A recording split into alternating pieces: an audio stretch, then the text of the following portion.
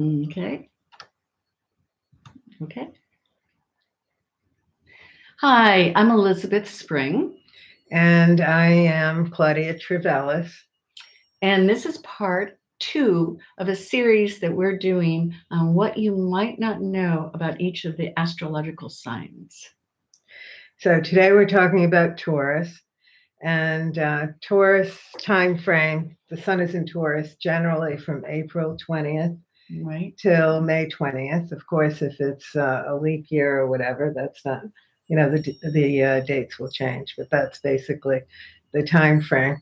Also, Taurus is an earth sign and it's ruled by Venus, and it's a fixed sign, and it's very fixed. What do you think about that in your experience? Well, I do. I agree. When I think of Taurus, I sometimes think of bullheaded stubbornness. I think of stability and a certain earthiness, perseverance, stick-to-itness. Yeah, very perseverant. Mm-hmm. Sometimes to a fault. Sometimes to a fault. That's where the is it perseverance or is it stubbornness? You decide. But I also think of, Taurus rules the throat. So I think of the voice, a pleasant singing voice or speaking voice. Music is related to that. Some Taurians can really have a beautiful singing voice. They sing like a bird. That's true. So if you have a Taurus and Mercury, which you do, I don't sing like a bird. Sing like a bird. Okay. Well, maybe somebody else out there does, and check it out. It does rule the voice. Also, good cooks, because Taurus love to eat. It's a sensual sign. And good singers, good speakers, good eaters. They also treasure their friends. Loyal friends mean a lot to them. And some of the times when I'm doing readings with clients, I'll say, what's really healing for you is not just music, but being in nature. That quiet evening with a few close friends at home. Yeah, really they love that. Really healing. And maybe somebody or dinner out, possibly, but candlelight. Candlelight, very relaxed.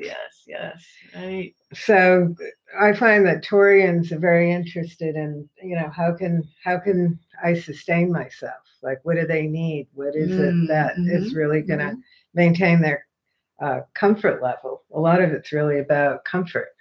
Yes. Like personal comfort, like, not wanting to feel uncomfortable in their clothes, not wanting to feel, yes. Usually they'll have big, comfortable chairs in their homes. Yeah. Well, a key word or an evolutionary aim for Taurus is serenity. So sometimes I pick out one word for each sign, but the goal of serenity. And one way that we get serenity in this life is by emotional and financial security. So both of those are very important for Taurus people. You find a lot of Taurus who are bankers as well. That's they want that finance. In finance, sector. They want that emotional security, and they also want to move away. A Taurus is opposite Scorpio in the chart, and so moving away from towards that serenity, away from the melodramas that sometimes the Scorpio can get into, or the dramas. They want a little bit more simplicity. They want the peace. They want the serenity. That's the end point for Taurus. They really want mastery over their physical environment. Yeah. And if you think of it, they're esoterically, and I like to use the esoteric rulerships as well, because they bring out like what is the highest pinnacle, or the real high point for that sign.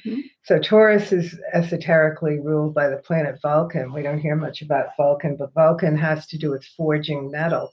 And if you think of it, think about the amount of mastery that's required to forge metal. It really takes a lot of practice. It takes a lot of focus, a lot of attention. And these are, these are qualities of Taurians. Right. Although to get mastery, a lot of times you have to do something over and over again, which they can be very good at. The problem with this is sometimes they can get so stuck in their routines that they can bore themselves to death. That's true. That's the other part of it. So in talking with him, he's going to say, hey, risk taking that newbie, go to the other restaurant or take a trip to somewhere else. Do something a little bit different to break out of the usual routine. It's a good idea for a Taurus to do occasionally. The other thing I think is useful information for a Taurus is to, typically they're not very self-analytical. They're not typically very self-reflective. It's more, as long as I have the comfort, as long as I have the comfort around me, I'm fine. Yeah. So I think bearing in mind that, a little self-reflection can be helpful, good for them. Yeah. Especially when a situation needs some change to get more comfort. Right. I have my North Node in Taurus in the second house, and I have no Earth in my chart. So I really look to Taurus to bring that more into my life. And one of the phrases that I really like about Taurus is Taurus can be good at finding the sacred in the commonplace. Yes, that absolutely. Wooden spoon or that pottery vessel. That's right. They can appreciate that. And I think for myself, I'm wanting to find the sacred in the commonplace around us, the beauty everywhere. That's true. That's true. Absolutely. And I have Mercury in Taurus. That's right. And beautiful voice. Well, it's slow. Sometimes, perhaps. But Taurians typically will move slower. Yes, that's right. Because they have to feel it through at each point. They're feeling the next step. They're feeling their environment. And of course, these are what we're talking about are basic to the sun sign.